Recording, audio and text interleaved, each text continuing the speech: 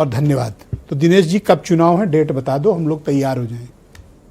ये तो चुनाव आयोग को घोषणा करनी है। अरे आप भी बहुत करते हो। ब्रजेश भाई, मुझे स्मरण है कि एक बार कुछ दिन और हमको लगता है वर्षों हो गया है, चुनाव के समय एक बार आपसे इसी पर चर्चा हो रही थी जी।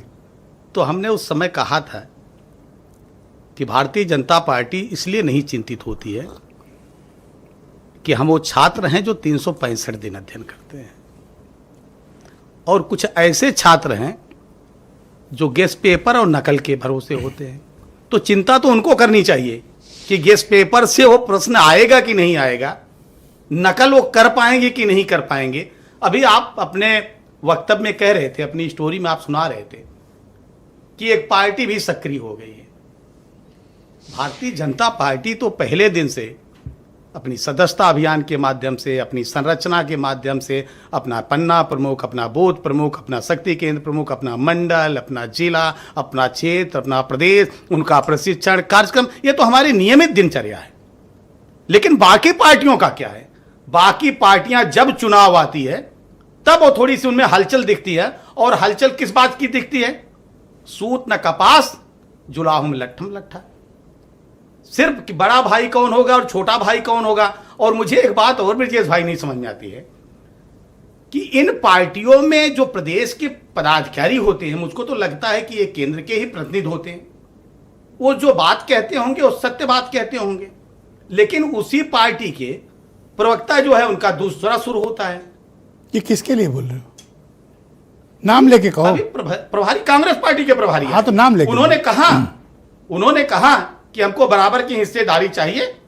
यहां तो बड़ा भाई और छोटा भाई बनने की होड़ चल रही है। तो माननीय अखिलेश यादव जी को बड़ा दिल दिखाना चाहिए। आपको तकलीफ क्यों है अगर वो हिस्सा मांग रहे हैं? ये तो बहुत अच्छी बात है ब्रजेश भाई, भारतीय लोकतंत्र की सबसे बड़ी खूबसूरती है। तो आपको तकलीफ क्यों है? नहीं, तकलीफ मुझे नहीं है कि कोई भी व्यक्ति चुनाव लड़ सकता है। वो किसी दल के साथ लड़ सकता है, गठबंधन करके लड़ सकता है, निर्दल लड़ सकता है। हमको तकलीफ नहीं है। तकलीफ क्यों होगी?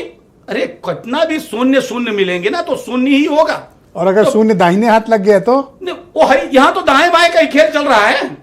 यहां तो खेल ही सारा दाएं बाएं का हो रहा है।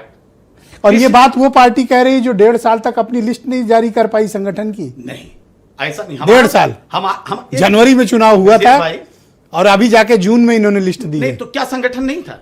मैं यही कह रहा हूं कि क्या कार्यक्रम, क्या हमारे पदाधिकारी उस समय नहीं थे? उस समय हमारे पदाधिकारी थे। उस समय हमारे पदाधिकारी का आज की तारीख में जिस दिन सूची आई उस दिन सारे पदाधिकारी सारी कार्यक्रम कर रहे हैं। हमारे यहाँ कुछ परिवर्तन दिखा आपको? हो सकता है कि मेरी जगह कोई और बैठता, आज मैं बैठ रहा हूं।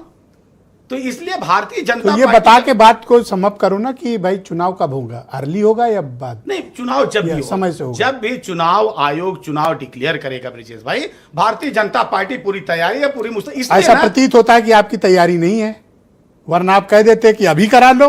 नहीं, हम तो मैं तो चुनौती देता हूं कि आप ये बात कहो कि अभी करा लो। मैं ये कह रहा हूं कि कभी हो जाए, मैं तो कह रहा हूं तो हो जाए नवंबर दिसंबर में। तैयारी हम करें। चुनाव आयोग को नवंबर के हिसाब से तैयारी आपकी लग रही है।